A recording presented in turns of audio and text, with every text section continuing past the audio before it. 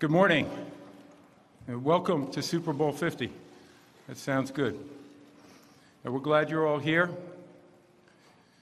Let me start by congratulating the two teams, the Broncos and the Panthers. It's a terrific matchup of number one seeds, and we look forward to a great game on Sunday. Sunday will close another season of competitive excellence. We had a record number of close games and so many wonderful and exciting comebacks. The credit goes to the coaches and the players and the staffs of all 32 teams. They present the quality competition that keeps the fans on the edge of their seats. And I want to recognize and thank NFL fans everywhere for their incredible passion and support of our great game. And thanks everyone to San Francisco. This community has been wonderful. To Santa Clara, to the Bay Area Host Committee, to the York family, to Mark Davis. You all have done a terrific job this week. We are thrilled to be in your beautiful community and glad to celebrate Super Bowl 50 right here. As you know, we have been honoring the history of the Super Bowl this past season. We all stand on the shoulders of those who came before us that made pro football and the Super Bowl so compelling. Super Bowl 50 has been a great platform for us to celebrate our traditions, our history, but it's also been very important for us to look forward. There was a session this morning with all the people, photographers, fans, media, that have attended all 50 Super Bowls.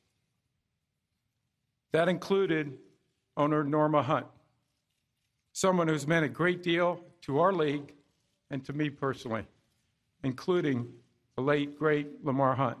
So Norma, I think you're right over here. Norma, thank you for being here. We're always glad to have you. And let's keep the streak going.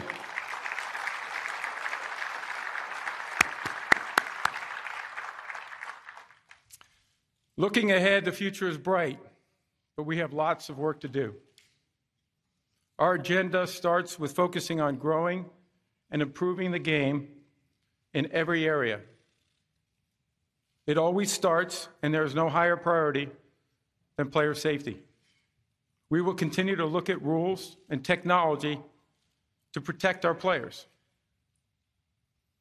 From a competitive standpoint, this season, more games were decided by one score than ever in our history. That led to a great competition and the average margin of victory lower than any time in our history. And we'll continue to try to make the game more exciting, as we did this past year with the extra point. And the Rams returning to their home of Los Angeles with an incredible stadium complex that will exceed all expectations of our fans in the entertainment capital of the world. And we believe this will be transformational, not just for the Rams, not just for the Los Angeles community, but for the NFL. And we will continue to focus on innovation and expand fan interest. Reaching the largest possible audience is fundamental to our success, and that will not change. But technology provides us with capabilities to go direct to our fans, technology that we didn't have before, and we can do it on all platforms.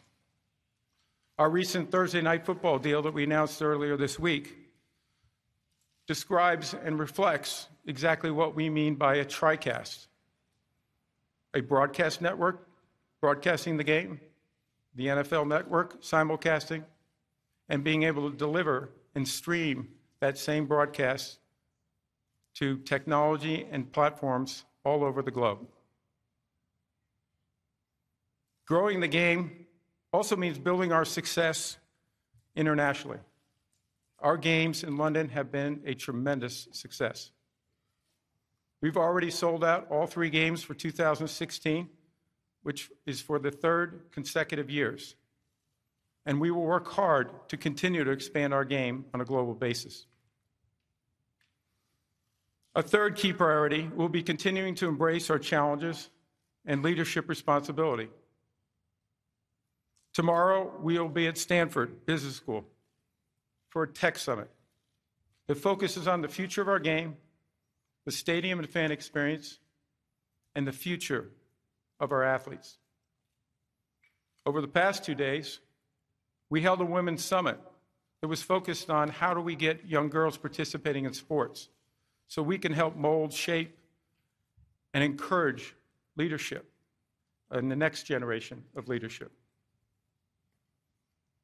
Off the field, we will continue to pursue the highest professional standards that we all expect of executives, commissioners, coaches, players, and everyone associated with the NFL.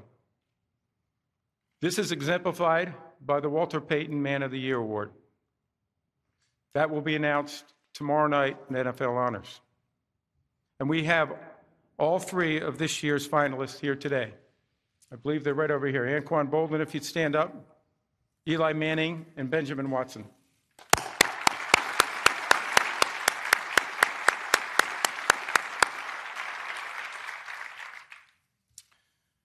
To sum up our approach, I would say this: get better. That's our goal. In everything we do and every day we will work to get better in every way. That's what our teams do, and that's what the league will do. That's why what I love about this job and why I look forward to coming to work every day. We're glad you're all here, and I'll be happy to take your questions. Good morning, Roger. It's Sam Farmer from the LA Times. Sorry for laughing, Sam. I'm tempted to walk the microphone over to my esteemed colleague from San Antonio and hand it to him for my question for the next 20 years. Now that the Chargers have agreed in principle to a deal in Los Angeles in Stan Kroenke's stadium, what's your assessment of the potential for San Diego and Oakland to keep their teams? Well, the first thing, I'm glad, Sam, that you no longer have to ask about when we're going to get a team. We can talk about San Diego and Oakland, but it is very much a priority for us. We want to work to try to keep our teams where they are. As I said earlier this year, relocation is a difficult process. That was true in St. Louis, where we have a number of great fans. But it's something that, from a business standpoint, becomes a reality.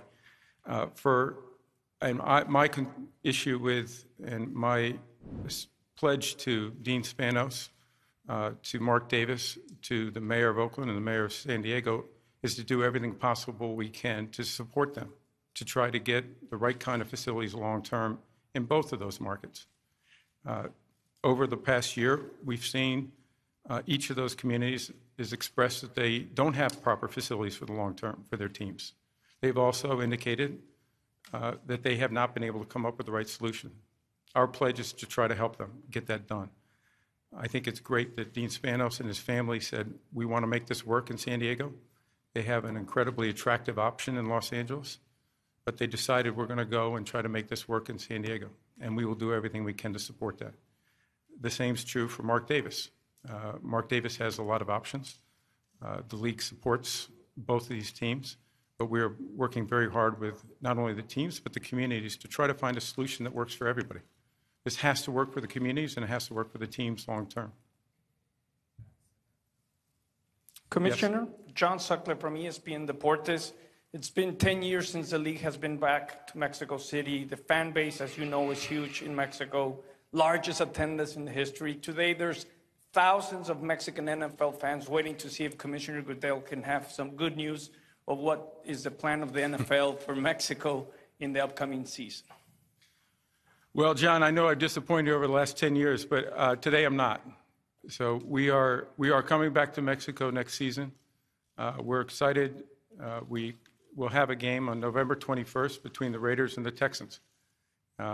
We're very excited about being back. As you know, we have a tremendous fan following down in Mexico. We believe it'll be a tremendous success, and we're excited about being there. So to all our fans down there, we're happy to be able to give the right answer this year. Yes, Commissioner. Jim Yes, Hill, sir. CBS Sports in Los Angeles. You mentioned earlier about player safety, and I'm wondering what is the league doing as far as the concussion issue is concerned? Well, Jim, the concussion issue is something we've been focused on for several decades. We learn more from science. We learn more by our own experience. And we have made great progress. We continue to make rule changes in our game to make the game safer and protect our players from unnecessary injury. Acts that we see can lead to increased probability of an injury. We've had 39 of those rule changes in the last 10 years, the most active period, I think, in that area. We've also made tremendous improvements with equipment. There's technology that's coming in. There'll be a new helmet coming out this season that is part and comes from a GE NFL Under Armour challenge, which I think is going to be a very positive step in trying to get better protection. We have also seen it in equipment. The same challenge resulted in one of the winners being a new technology that goes under artificial turf, which will take out the impact. And we have a large number of concussions that occur from just the head on the turf. So we're seeing a lot of great changes that are leading to positive changes and making the game safer. We also are investing aggressively in research so that we can get the answers to perplexing problems that we don't all have, including science. But we're not going to wait for science. We're going to get out and we're going to make changes in our game, and we've seen the benefits of that. We've seen the positive changes. Good morning, Roger. Barry Wilner from the Associated Press. Yes, Barry. In light of the on-field incidents involving Odell Beckham Jr. and Vontaze Burfict that led to suspensions, and the Players Union often challenging disciplinary decisions, do you envision any formal system for in-game ejections of players for egregious offenses or acts? And also, what do you see as your role for on-field discipline in the future? Well, Barry, on the first one, I've already spoken to the competition committee. I've spoken to many members of the league. I've spoken to players. I believe that the league should pursue a policy where if there are two personal fouls in a game, there's an automatic ejection of the player. I believe that that's consistent with what we believe are the safety issues, but I also believe it's consistent with what we believe are the standards of sportsmanship that we've emphasized. We should take that out of the hands of the officials when it gets to that point. They obviously will have to throw the flag, but when they do, we'll look to see if we can reach an agreement on the conditions of which they be ejected. But that's a competition committee matter. We'll discuss it further with the Players Association in February at the Combine, as well as the membership in March. But I've recommended already to the competition committee to at least consider. But I think it's consistent with our goals of trying to bring sportsmanship back into the kind of play and keep the focus on the game, keep the focus on the great play that's happening. Roger, I'm Marlo. I'm the 2015 NFL Play 60 Super Kid. Why do you think it's important for kids to play sports? And I'm a girl playing tackle football, and do you think if I'm good enough, I could play in the NFL someday? Well, the answer to your last question is yes. If you're good enough, you can play in the NFL.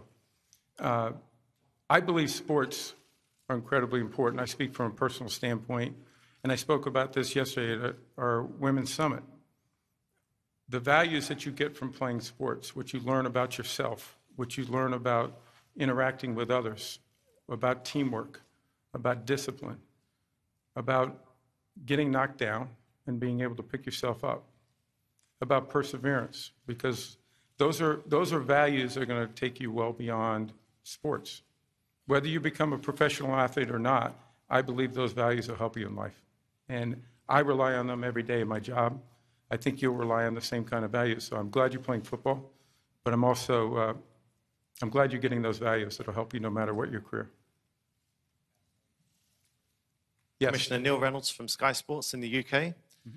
If you could tell us your reaction to how quickly the tickets sold out for the International Series games in 2016 and how that might impact additional games in the future or even possibly a franchise in the UK. Well, obviously, we're very excited about the reaction to the three games. I'm not surprised based on the past 3 years. We've seen this every year. Every time we give our UK fans, and I think this is true on a global basis, we give people an opportunity to engage with football. On a global basis, the fans want more. And key to our strategy several years ago was to give them the real thing, regular season games, and I think that's worked.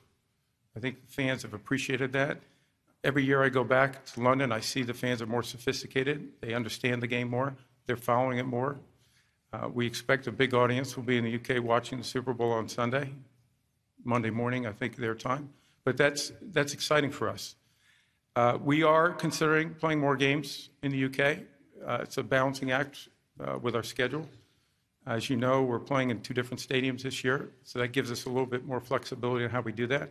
But I believe the future we'll see more games in the UK. As far as the franchise, let's continue to grow. Let's continue to see that excitement, enthusiasm, passion, and support continue to develop. If it does, I think that's a realistic possibility. Yes. Buenos días, comisionado Marley Rivera, ESPN Deportes. I have to call you comisionado since this is our first. You're welcome to call me Roger. What? You're welcome to call me Roger. That's fine. Roger. Hey, I like that. There we go. Roger. The NFL has enormous popularity among the Latino fans, but what can the league do to promote more the hiring and development of more Hispanic coaches, players, and how has Ron Rivera's particular journey to Super Bowl 50 made that, an example of what one can accomplish? Well, I'm a big fan of Coach Rivera. I've known Coach for a long time as a player and as an assistant coach in developing his career. And one of the things that I respected about Coach is he was always looking to improve. He was always looking to gain experience so that he had the skill set, the experience to be able to become a head coach. He obviously did that. He's now playing in Super Bowl. And I spoke to him a couple weeks ago, and he's excited about that, and he should be. It's rewarding for him, but I know he's focused on trying to win on Sunday. But I think the basis of your question and the basis of the response is to make sure that we have diversity as a big part of what we do and how we develop our talent. We want to attract, we want to retain, and we want to develop great talent. And that's in the coaching level, that's in the front office. Where we can get great talent, we're going to be better off as a league. So we think diversity strengthens us. I think the success of Coach Rivera, hopefully that inspires some young people who want to get into coaching that have Latino backgrounds. That would be great for our sport. Hopefully the game in Mexico will inspire people to get engaged more in NFL football. Those are all very positive developments. Roger, Jane McManus from ESPN. Hi. I don't see you, Jane, but I'm I'm sorry. right here, up front. Yes. Hi. I've just come from the Women's Summit, where yesterday you announced the Rooney Rule for women in executive positions. But your largest and most visible group of women working for the league are the cheerleaders, who complain of pay inequity, low wages. What are you doing to make sure that these women are fairly compensated now? And also, do you see a mixed message in the way you're addressing your female employees in the front office and the way you're dealing with this other group of women who work for you? No, I don't. These are employees of each club. We encourage policies that properly compensate all employees and provide the correct benefits.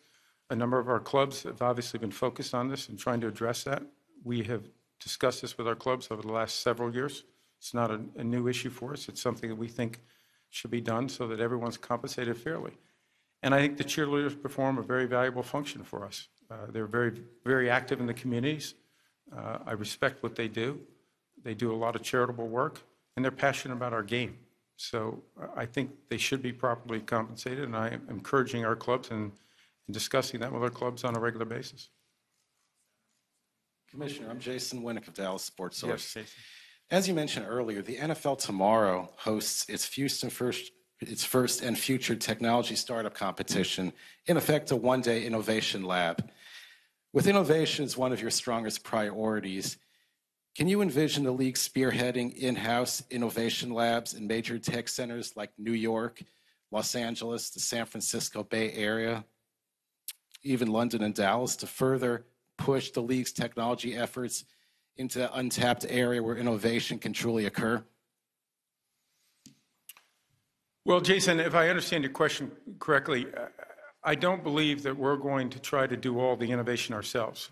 One of the great things is we have great partners. We have great people who know how to innovate in certain areas, use technology that may be used in other areas. I mentioned earlier our GE Challenge, which reached out on a global basis to find people who may be using certain technologies, certain materials that can make our equipment safer, our helmets to absorb the impact differently than they currently do.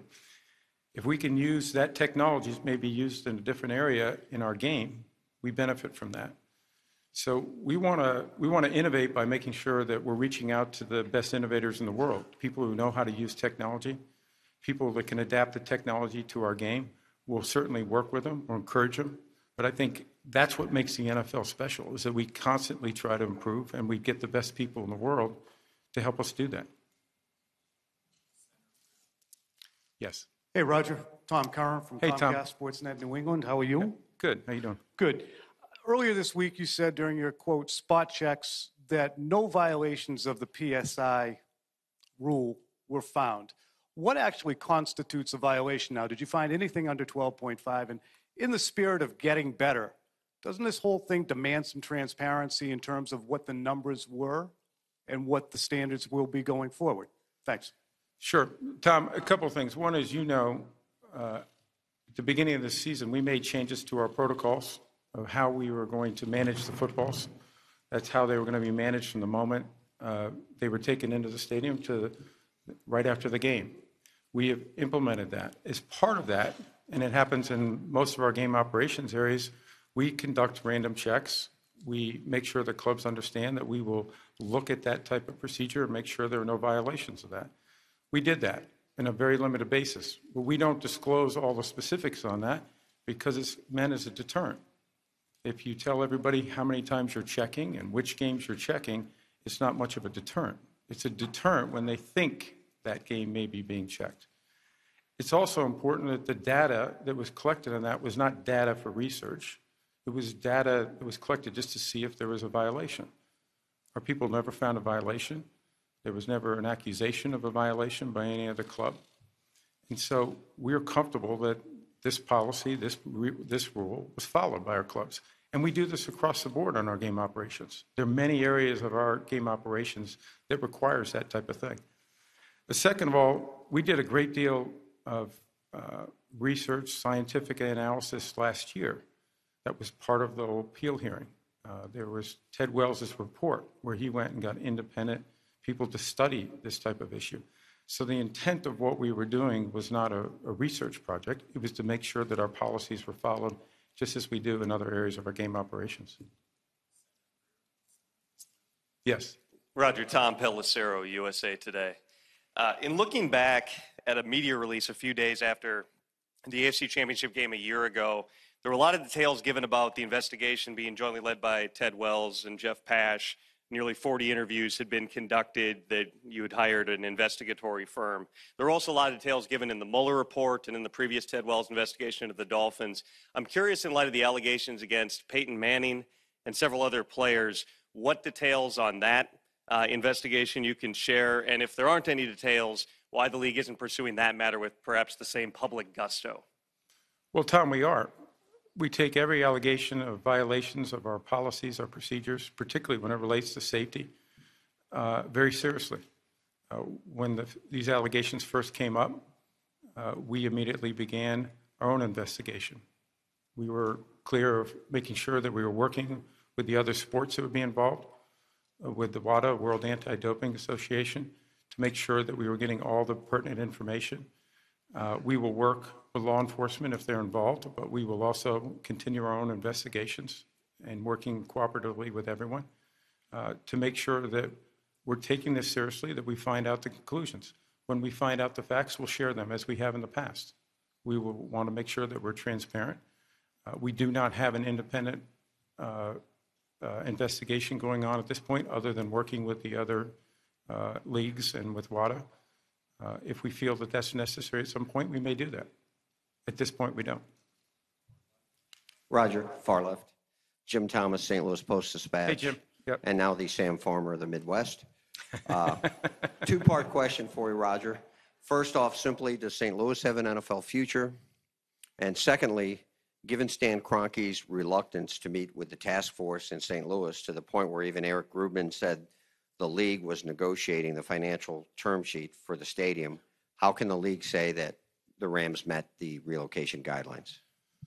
Well, a couple of things, Jim. First, on your initial point, I spoke with the governor just a couple of days after the Houston meetings, and I told him when things settle down and you're prepared, let's talk about the future of NFL football in St. Louis.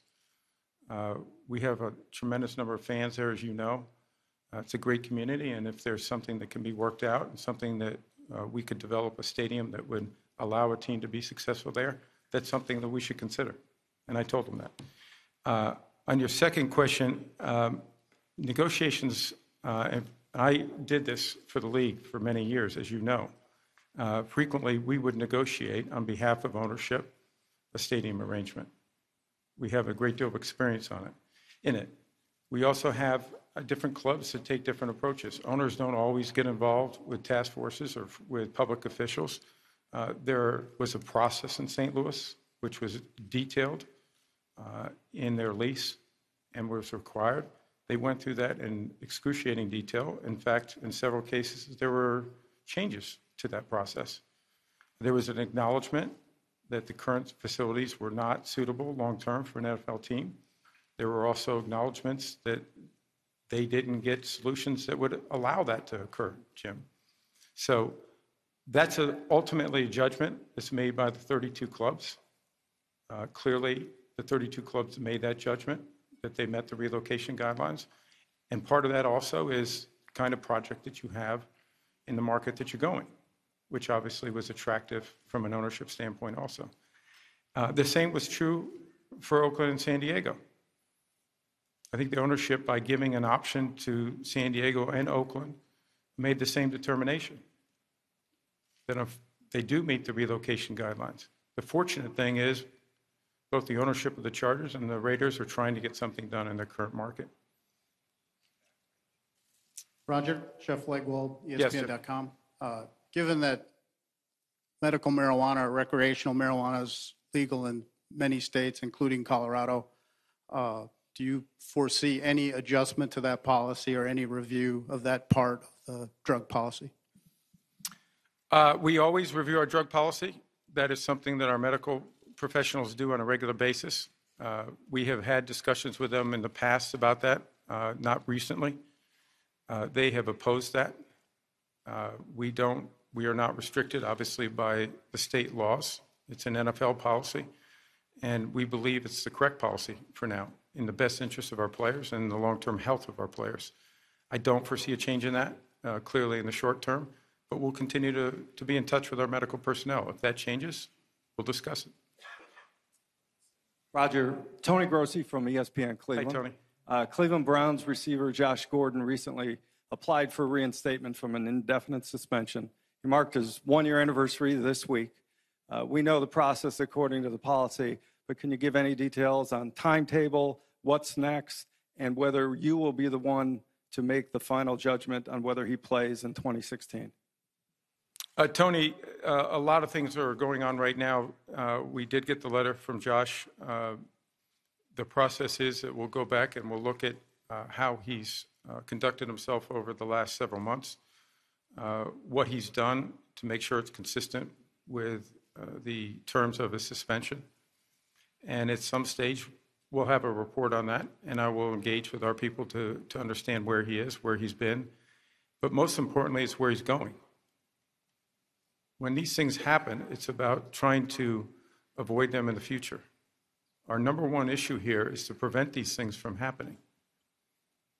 I'm hopeful that Josh understands that he's going to have to conduct himself differently going forward to be a member of the NFL and to be representing the Cleveland Browns or any team in the NFL.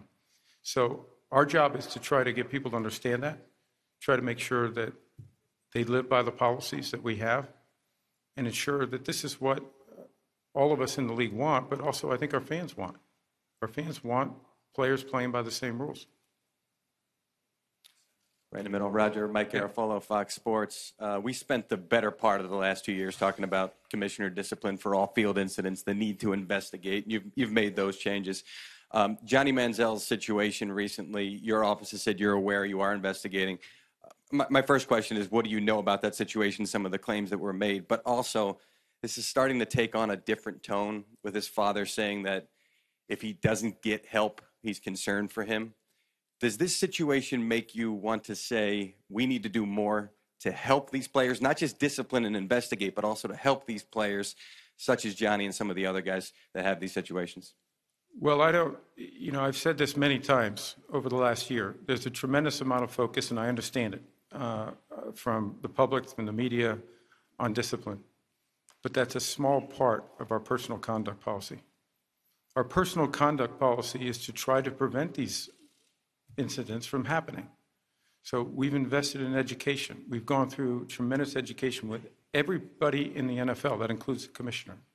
Every player, every coach, every executive, everyone in the league office has gone through extensive education to understand the issues, to understand what to look for, including bystander awareness, so that you can prevent these issues from happening. And that's what we all want to see. We have other services, including counseling and other matters that are available to players if they're struggling with any given issue. And this happens. We have 3,000 players a year. We have probably at least a half, maybe 2/3 that turn over in any given year. So we have young people that may have issues that need to be addressed. We want a program, and we will always look to see how we can do that, to try to help them make those adjustments, to try to help them deal with any issues they might have for their long-term safety. It's not just about playing in the NFL. These are young men that we respect, we admire. We're glad if they want to make this an NFL career, but they're young men first. And they're young men that are going to lead long and healthy lives, and we would like to encourage that. And I think our policies have done that. And if we can make it better and we can make changes to that, we will certainly engage in that dialogue. Good afternoon, Commissioner. Doug Farrar from Sports Illustrated. To be a bit more specific on the marijuana question, you said 2 years ago at the a summit with Jack Welch that if there was more research done for medical marijuana for players, you would consider approving it. There has been a lot of research in the last couple of years. Players like Jim McMahon and Kyle Turley have talked about how it's helped them. Where does the league stand on the issue of medical marijuana for players and ex-players? Well, I don't distinguish between the medical marijuana and the marijuana issue in the context of my previous answer. Our medical professionals look at that. That's exactly what we talk to them about. I would assume that it would be used in a medical circumstance, or if it's even in a recreational. Our medical professionals look at it in both ways and determine whether they think it's in the best interest to do that. Yes, I agree, there's been changes, but not significant enough changes that our medical personnel have changed their view. So until they do, then I don't expect that we'll change our view. Roger, Ian Rappaport, NFL Network. Yes, Ian. It seemed a couple of years ago the Pro Bowl was headed at least in the right direction with play improving, much more watchable game. Then certainly this year it looked like it headed in the opposite direction. Ratings were down, of course. Where is the Pro Bowl headed, and is it feasible in the next couple of years that there will be no game and have a more of a ceremonial feel to this honor? Well, Ian, you know, and I'm not going to speculate on where the Pro Bowl is going, but I was disappointed in what I saw on Sunday. I had raised this issue 3 or 4 years ago. We worked with a number of players to make changes in the game. They had a positive impact, at least in the short term, but I didn't see that this past week. I think we want to talk with more players about that. We want to talk to our coaches about it. We want to talk to our personnel about it. I think it's very important to have a stage in which you celebrate our great players, what they can do on and off the field. We may have to think about that differently than we have in the past. I think our biggest standard has to be what we expect from the NFL and what our fans expect from the NFL. If it's not quality, if it's not real competition that we can be proud of, we have to do something different. And that's my number one priority right now. I'm open to new ideas. I'm open to how we do it. But it's not the kind of game that I think we want to continue to have in its current format based on what we saw last week. Roger, Eddie Pels with AP.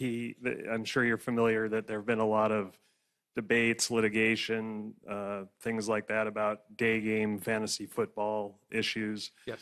I was wondering if you felt like that could be a threat to your growth model, and also to put a finer point on it. Do you think that's gambling, and can you give me the reason for your yes or no on that? Well, I don't make that determination. Each state makes that determination. We are obviously going to follow the law. We're going to abide by that in every which way. I've said before that I think as it relates to daily fantasy, there needs to be more consumer protection. I want that for our fans. I think our fans deserve that. But the primary interest I have is in the integrity of the game. So that's why we've opposed sports gambling in the past. When it comes to daily fantasy, I think there's a different issue here. You have mashups of players. There are different issues that are raised that are not raised with sports gambling or traditional sports gambling. But we are obviously working with all officials in each state. We will cooperate fully, and we will also abide by the law. I think for our long-term growth, fantasy football is more than daily fantasy. Fantasy football is fun. It's something that I think our fans love to enjoy. But we also we have to make sure that we're protecting our fans at all times. D. Orlando Ledbetter of the Atlanta Journal-Constitution. Are there any concerns that the cumulative effect of fewer contact practices may or has led to quality of play issues? I don't. I believe that the quality of play has never been better in the NFL. I think you see it in the quality of the competition. I mentioned it up front. We've never had closer games than we have in our history. I think they're extraordinary individual performance and team performances. The comebacks were off the charts with excitement this year. So I believe our league is incredibly competitive, but it is also something we watch, we follow. Our competition committee will look at that. I talk to a lot of coaches, talk to a lot of players. Coaches like to coach, players like to play. So limitations on that are not necessarily popular. I get it. But I think the changes that we made with the Players Association now 5 years ago have been very healthy for the game. They've been healthy for our players long term, and they're making our game better.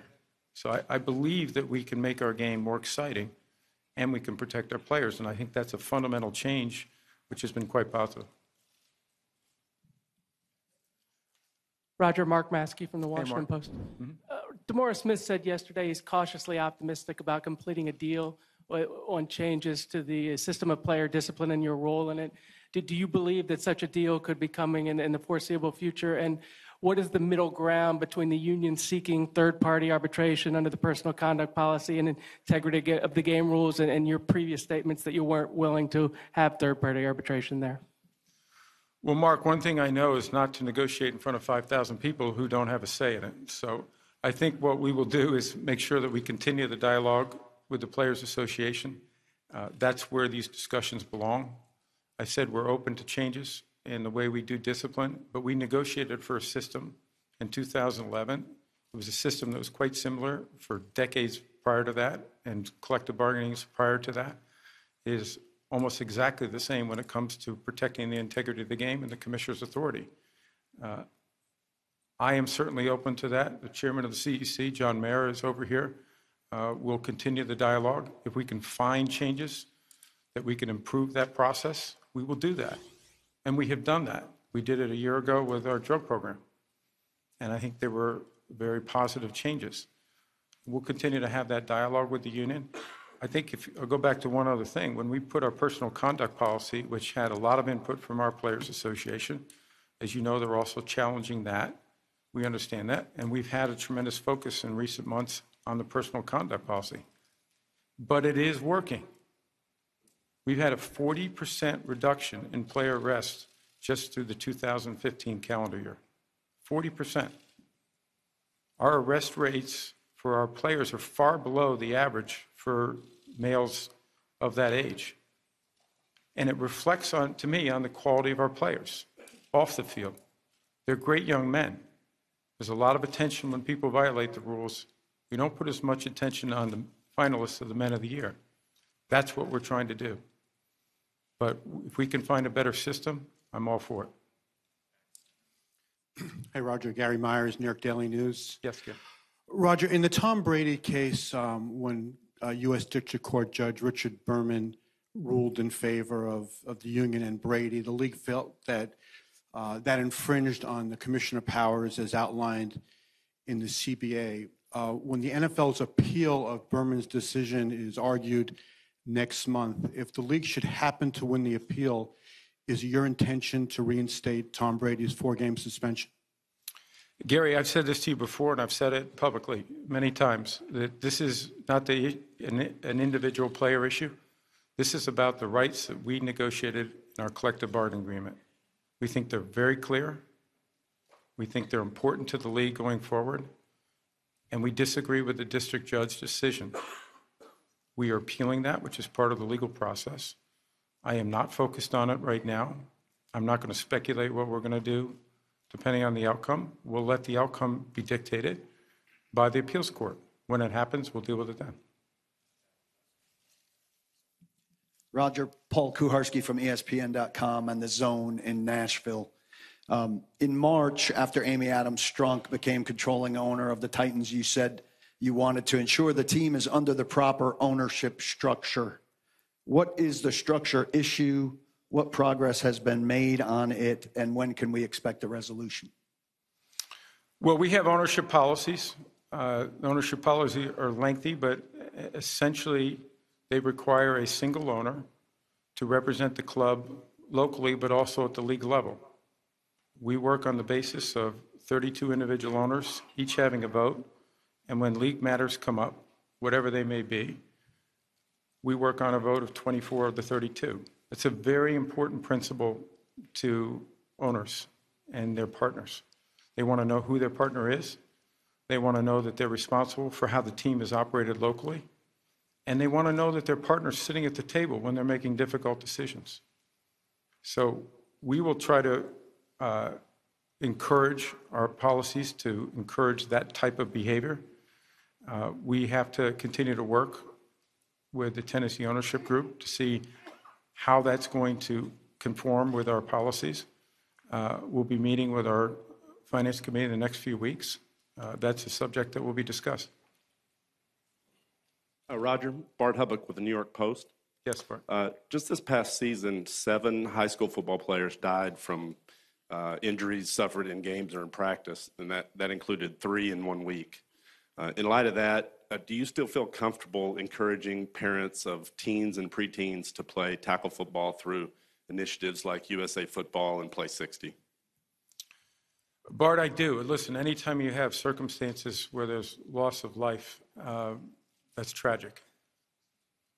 It's one of the reasons why we've invested so aggressively in USA Football and our Heads Up football program is to bring the right kind of coaching, bring the right kind of techniques to the game of football at all levels. We have made changes at the NFL level, and those changes are going all the way through every level of football. That's a cultural change. There's greater awareness of injuries. There's greater awareness. We've seen changes over the years in dehydration. We've seen changes in the way practices occur on all levels of football. Getting the head out of the game is a very important initiative at all levels. Pete Carroll did what he called the hawk tackling video almost 2 years ago now, which a lot of coaches on all levels have used, not just to teach tackling, but also the fundamentals of the game. So these are very positive changes. They've led to very positive changes statistically. When you use Heads Up football, I think we saw a 78% reduction in injuries. That's great for kids who are playing this game. From my standpoint, I played the game of football for 9 years through high school. I wouldn't give up a single day of that. If I had a son, I'd love to have him play the game of football. I'd love to have him play the game of football because of the values you get. There's risk in life. There's risk to sitting on the couch.